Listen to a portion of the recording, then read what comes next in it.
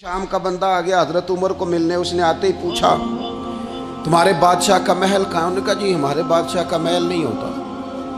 हमारे यहाँ लोगों ने समझ लिया ना कि रोब शायद कपड़ों का होता है, रोब शायद गाड़ियों का होता है, बंगलों का होता है, बहुत बड़ी कोठी का रोब होता है। और नहीं भाई, रोब तो बंदे के किरदार का होता है, उसके अफकार का रोब होता है। रोब उसके ऊंचे ख्यालात का होता है। कहाँ है आपके बादशाह का महल? तूने कहा महल शहल तो कोई नहीं, मस्जिद में होंगे अमीरुल मोमिनीन। बंदा कहता है मैं सोच में पड़ गया कि जिसके नाम से मेरा बादशाह कांपता है वो मस्जिद में होगा। गनमैन ही कोई नहीं, हटो बचो ही कोई नहीं, इधर उधर ही कोई नहीं, पहरेदार ही कोई नहीं। मस्जिद में जाके पूछा जनाब उमर, कहने लगे इधर ही थे। किधर है भाई हजरत? वो किधर है? मैं इधर ही थे। कहने लगा, मैं हैरान हो गया, ये बादशाह की बात हो रही है। एक साहब कहने लगे वो खजूरों के बाग की तरफ जा रहे थे। कहते मैं खजूरों के बाग में गया तो एक बंदे से पूछा अमीरुल मोमिनीन। कहने लगा वो सामने की तरफ जा रहे थे, उधर गया। एक बंदे से पूछा कहाँ है वो शख्स इसकी 24 लाख मुरब्बा मील पे हुकूमत है? कहाँ है वो शख्स जो मदीने में बैठ के नारा लगाता है तो कैसर और किसरा कांप जाते हैं?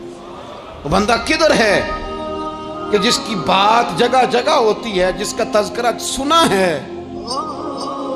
कि उसे देख के शैतान भी रास्ते बदल जाता है। उन्होंने कहा वो देख रहे हो खजूर के दरख्त के नीचे कुएं के साथ मिट्टी का ढेला तकिए की जगह रख के वो जो तामत बांधे कुर्ता पहने सोया है वही तो फारूक आजम है। वो शख्स कहते हैं उमर सोए थे। शेर सोया भी हो तो उसका रोब होता है। शेर जो होता है, शेर कभी सो भी जाए ना तो लोग फिर भी खौफ खाते हैं और उसके जागने का खौफ खाते हैं कि ये कहीं जाग ना जाए। शेर जो हुआ, कहते हैं हजरत उमर सोए थे और मैं करीब गया तो मेरे वजूद पे रोब तारी हो गया, रोब। और मेरी जुबान से बेसाख्ता ये जुमले निकले कि उमर तू इंसाफ करके सोया है ना, तो मिट्टी के ढेले पे भी तुझे सुकून की नींद है। खुददारी, वकार, इज्जत, ये एहसासे कमतरी से बाहर निकले। हमने अपने बच्चों को मसल डाला है, वो तुसी माड़े दे बच्चे हो, तुसी तो नहीं ना आगे जा सकते, वो सी गरीब लोग का बेटे तू फलाने के साथ ना जाया। हमने अपने बच्चों की ख्वाहिशात तबाह कर दी, कमजोर करके रख दिया, इन्हें बार बार सिखाया हमने। खुददार था वो बाप जिसकी थोड़ी सी आमदन थी, पर वो गर्मियों में अपने पुत्र से कहता था पुत्र बड़ोले में दाने डाल दिए हैं, तुम्हारी माँ ने मर्तबान में अचार डाल दिया है, लो अब सारी गर्मियाँ परवाह कोई नहीं। वो खुददार लोग थे। लेकिन आज ये दीन गालिब होने के लिए आया है। मुसलमान ने गालिब होना है।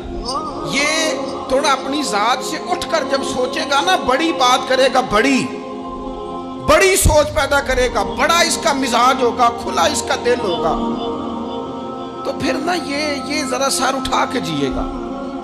कुरान मजीद की जो आयत करीमा मैंने तिलावत की, अल्लाह करीम ने फरमाया हुवल्लज़ी अरसला रसूलहू बिलहुदा वद्दीनिल हक। फरमाया वो कादिर मुतलक है जिसने अपने रसूल को हिदायत और हक दे के भेजा है। दो चीजें दे के भेजा है, हिदायत और हक। किताब हिदायत और हक हुजूर लेके आए। किस लिए भेजा है?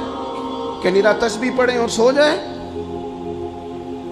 निरा जनाब इबादत करें और आराम करें, निरा जनाब तिलावत करें और आराम करें ना। हुवल्लज़ी अरसला रसूलहू बिलहुदा वद्दीनिल हक।